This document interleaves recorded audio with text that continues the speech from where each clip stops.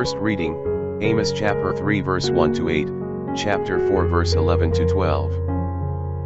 Hear the word that the Lord hath spoken concerning you, O ye children of Israel, concerning the whole family that I brought up out of the land of Egypt, saying, You only have I known of all the families of the earth, therefore will I visit upon you all your iniquities.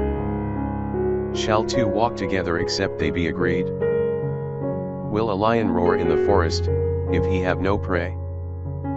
Will the lion's whelp cry out of his den, if he have taken nothing?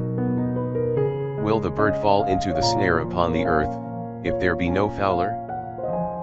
Shall the snare be taken up from the earth, before it hath taken someone? Shall the trumpet sound in a city, and the people not be afraid? Shall there be evil in a city, which the Lord hath not done? For the Lord God doth nothing without revealing his secret to his servants the prophets. The lion shall roar, who will not fear? The Lord God hath spoken, who shall not prophesy? I destroyed some of you, as God destroyed Sodom and Gomorrah, and you were as a firebrand plucked out of the burning, yet you returned not to me, saith the Lord. Therefore I will do these things to thee, O Israel, and after I shall have done these things to thee, be prepared to meet thy God, O Israel. Psalms chapter 5 verse 4b to 8. For to thee will I pray, O Lord, in the morning thou shalt hear my voice. In the morning I will stand before thee, and will see, because thou art not a God that willest iniquity. Neither shall the wicked dwell near thee, nor shall the unjust abide before thy eyes. Thou hatest all the workers of iniquity, thou wilt destroy all that speak a lie. The bloody and the deceitful man the Lord will abhor.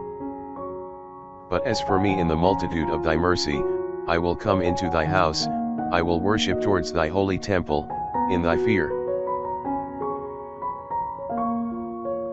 Gospel, Matthew chapter 8 verse 23 to 27. And when he entered into the boat, his disciples followed him. And behold, a great tempest arose in the sea, so that the boat was covered with waves, but he was asleep. And they came to him, and awaked him, saying, Lord, save us, we perish. And Jesus saith to them, Why are you fearful, O ye of little faith?